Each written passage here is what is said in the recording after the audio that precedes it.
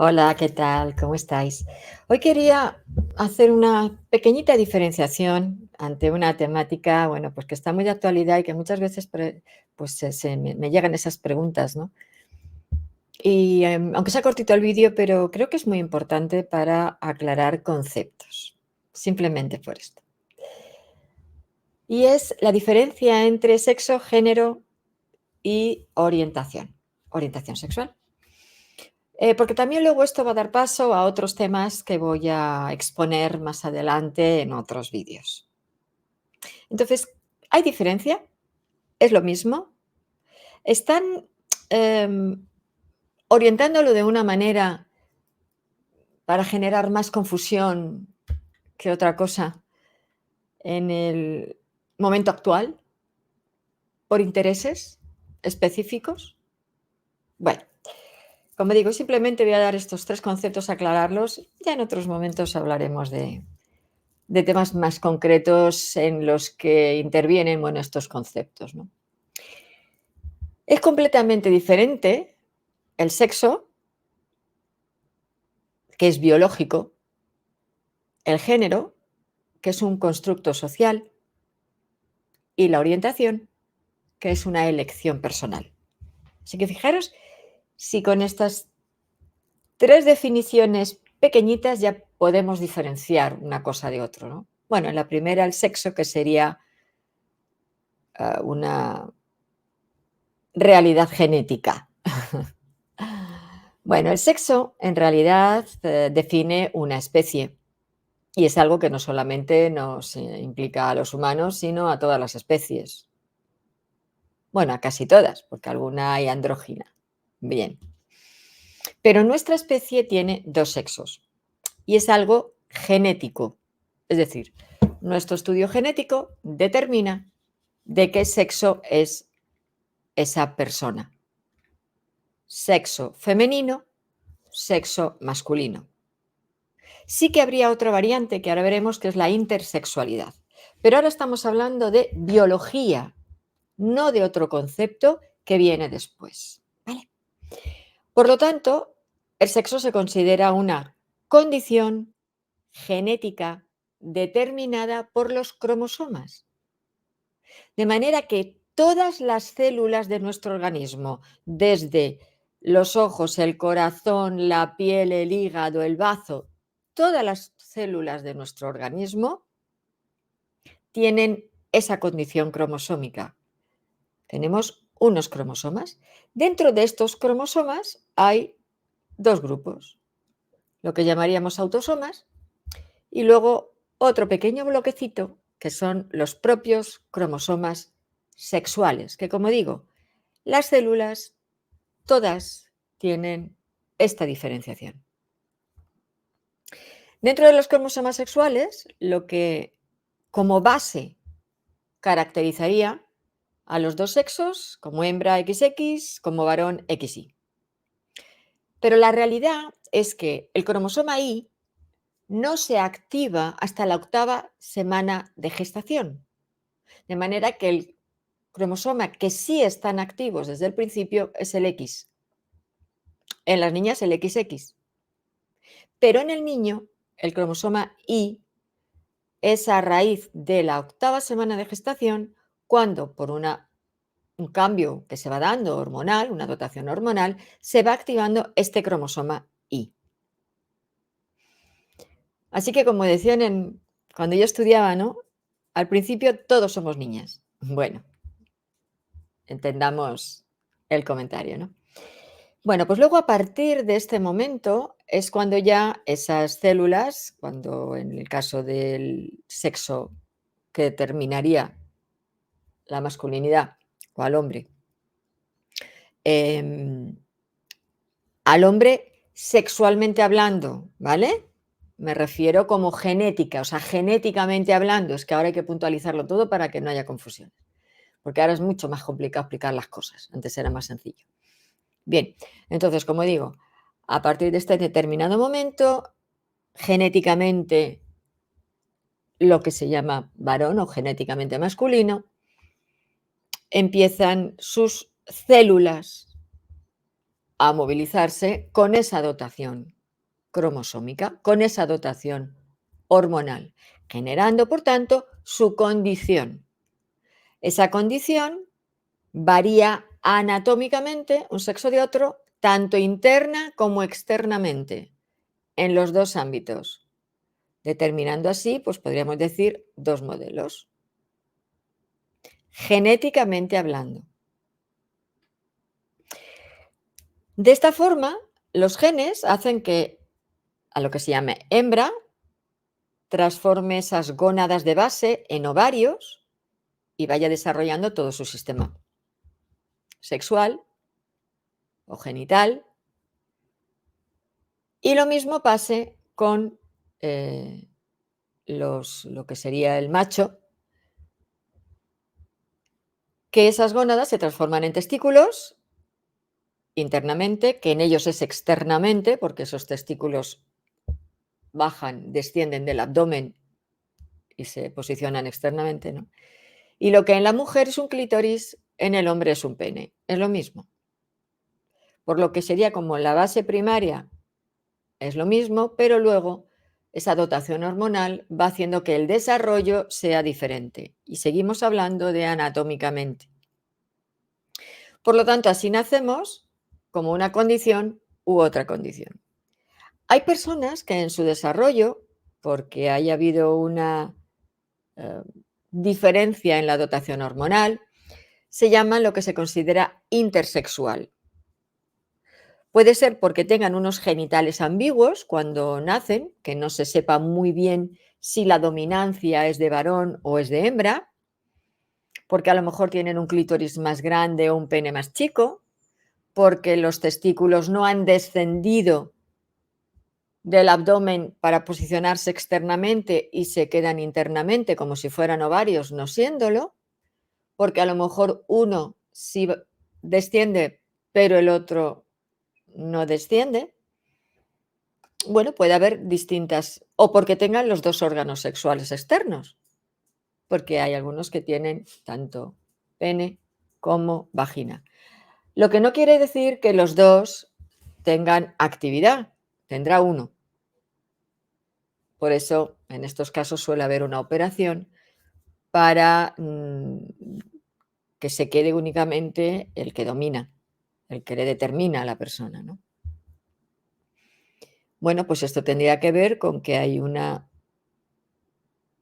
diferenciación en la dotación hormonal y, por tanto, pues quedaría esta persona en esta especie de ambigüedad sexual.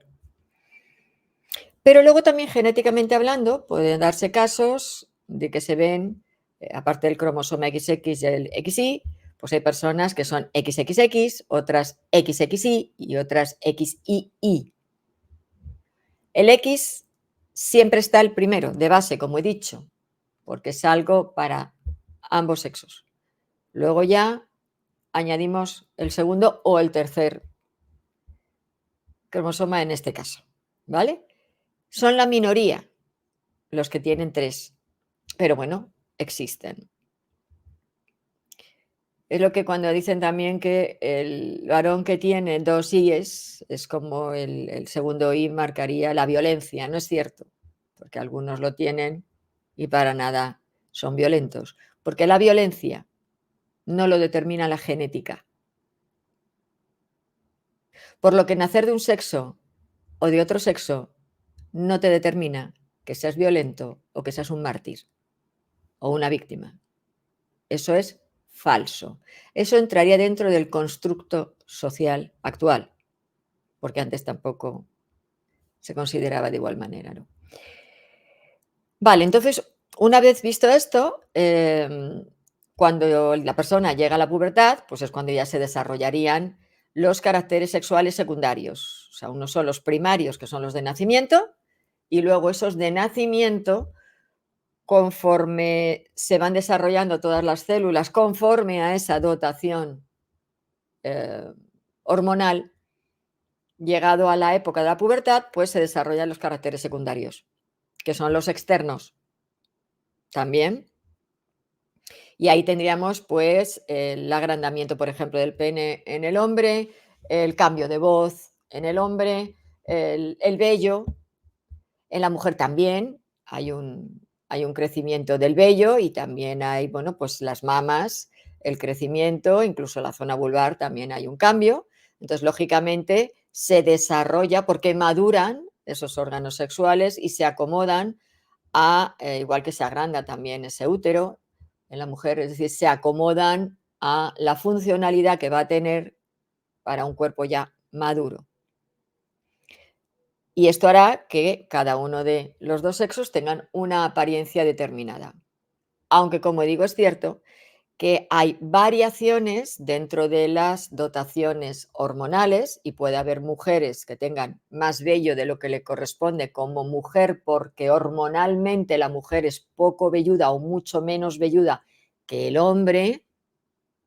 Entonces, cuando la mujer es más velluda es porque hay una alteración en su parte, en su dotación hormonal, igual que si es un hombre barbilampiño, que se dice, o que no tiene vello, pues estaríamos en las mismas, porque no le corresponde a lo que genéticamente o biológicamente estaríamos, mejor sería genéticamente, estaríamos ahora mismo describiendo.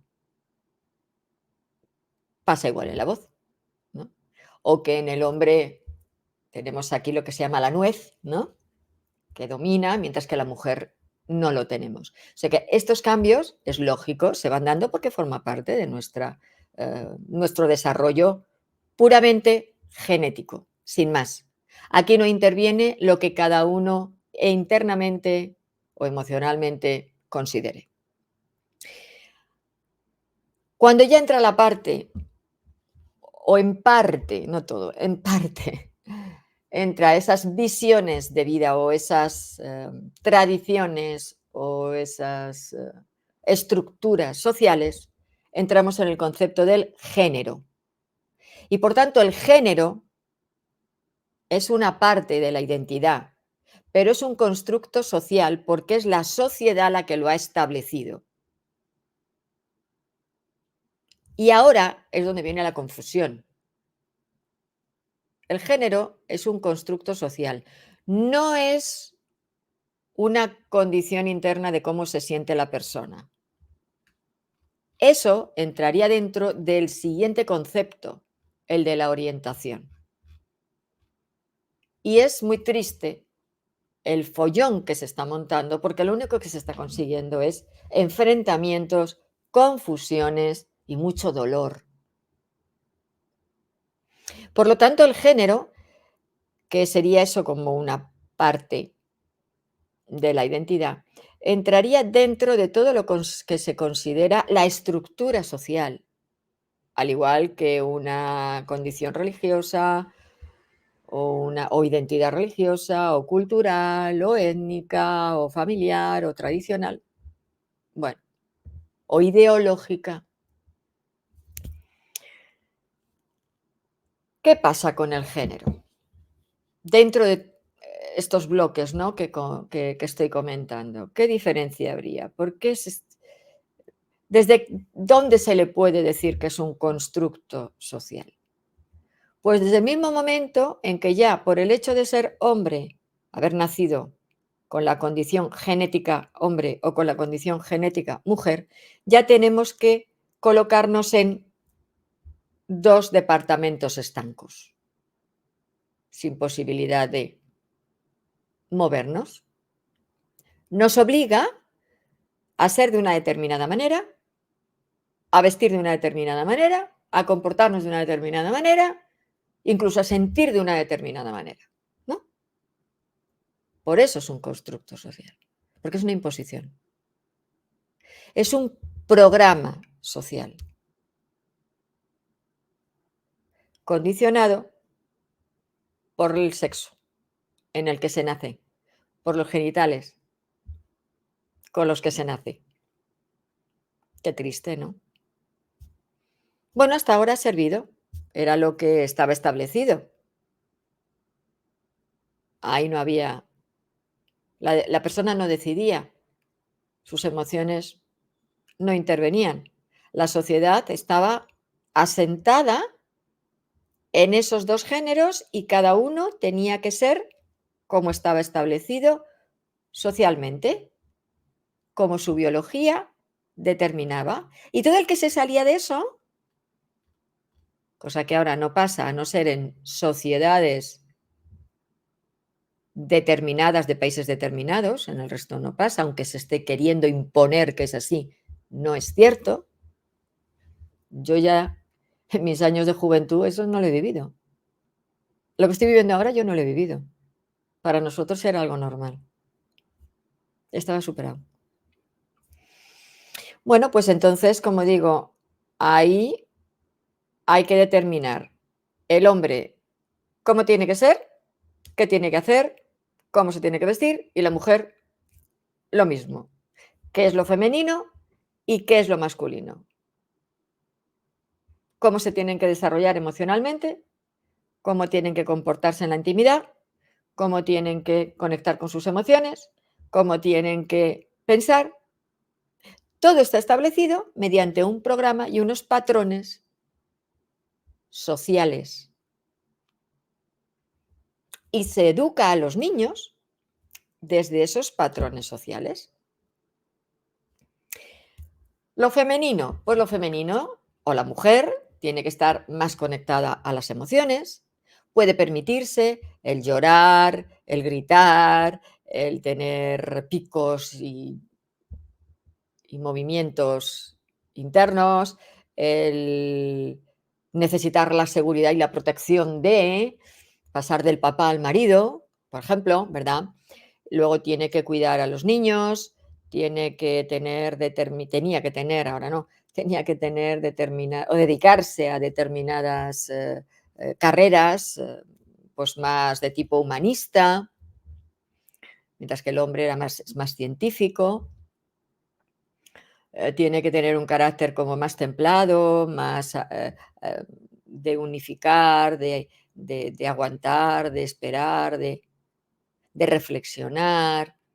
Que es cierto que la energía femenina, como concepto femenino masculino, es cierto que lo femenino es lo receptivo y lo masculino es lo activo.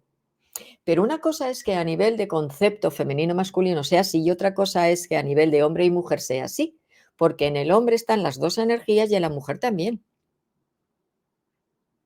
Socialmente la mujer estaba obligada a tenerse que casar y a tener que ser fiel y a tener que tener hijos y familia. Sin más, no había opción.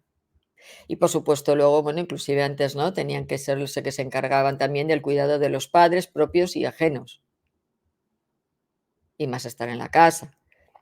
Ahora no es tan exagerado todo eso, pero estoy hablando un poco de conceptos de antes y de ahora. Si os dais cuenta, todo esto es constructo social. Se establecieron esas pautas. En principio ahora para la mujer, que es lo que estoy exponiendo. Y por supuesto, tonos rosados de niños, de niñas, ¿no?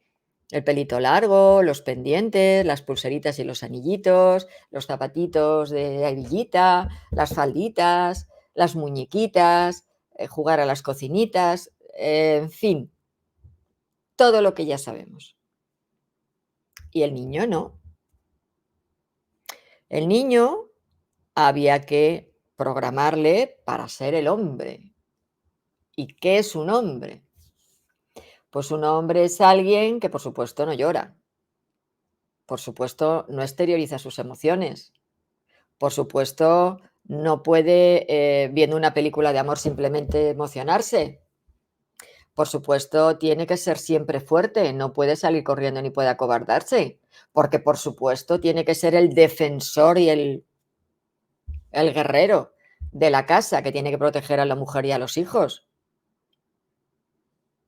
La mujer no, se tiene que esconder detrás del hombre y el hombre tiene que ser siempre el que esté delante y llevarse todos los porrazos. Pero aparte de eso, pues ya sabemos, tiene que jugar con balones, al fútbol o a los deportes que sean potentes, con los coches, con peleas, eh, bueno, acción, por supuesto colores, pues ya sabemos, azules, ¿no? Azules, marrones, negros, vestimentas de deporte, pantalones. Aunque es curioso que en la sociedad no pasa nada, y eso también sigue siendo constructo social, surgió a partir de un momento determinado en la historia, ya sabemos, ¿no? Con Coco Chanel, por ejemplo, fue un tiempo en el que ya la mujer podía seguir siendo mujer, vistiéndose como un hombre, no pasaba nada y no se la consideraba un macho. Sin embargo, al hombre se le sigue sin permitir ir con falda. El pelo largo ya sea, y porque hay determinadas culturas que el hombre lleva el pelo largo, como los indios, los indígenas, pero falda no, por Dios, quitando los escoceses porque es por tradición, porque ya se feminizan. Pero la mujer no pasa nada porque vaya con traje y con pantalones y con trajes de chaqueta de pantalón, con zapato plano. Un hombre no va a llevar tacones porque se feminiza. La mujer puede tener el pelo corto, cortísimo, ir calva, pero el hombre no puede llevar el pelo largo y llevar un moño o una trenza porque se feminiza. La mujer puede ir sin maquillarse, pero el hombre no puede ir maquillado porque se feminiza. La mujer puede hacer bailes, pues, que sean como más duros, no sé, no se me ocurre ninguno, pero vamos. Pero no vamos a poner a un hombre a bailar, yo qué sé, el baile de los 7 velos, una danza oriental, porque se feminiza. Por lo que no hay equilibrio. Seguimos viviendo en un constructo social. ¿Dónde está la igualdad? Se está igualando a la mujer al hombre, pero el hombre a la mujer no, porque se feminiza, no siendo. Un hombre puede llevar las uñas pintadas, que ya los llevan, pero aún así hay por determinados sectores que no se les ve muy normal y ya se piensa que hay otra cosa, y no es cierto. Pero las mujeres pueden ir sin pintarse las uñas y llevándolas súper cortas, como las supuestamente la tienen que llevar los hombres. Por lo que vuelvo a lo mismo, aun siendo constructo social el género, se ha abierto mano para la mujer, pero sigue cerrada para el hombre. Por lo que no hay igualdad. Los roles no están igualados. A nivel de estudios, cada vez hay más mujeres en ciencias más que hombres, incluso, por ejemplo, jueces, abogacía y todo esto, que no es ciencia, ya sabemos que son letras, pero hay muchas más mujeres, mientras que en educación cada vez hay más hombres. Pero cuando una mujer educa a niños pequeños, es lo correcto, no se piensa mal, pero cuando un hombre educa a niños pequeños, se piensa mal. ¿Por qué? Pues porque no hay igualdad. ¿Y por qué se ha cogido el concepto de que en el cromosoma Y va la maldad, la depravación y la degeneración? No, es un acto, es algo puramente de condición sexuada, genética. Y los comportamientos no están ahí, están más allá. Entonces, el género,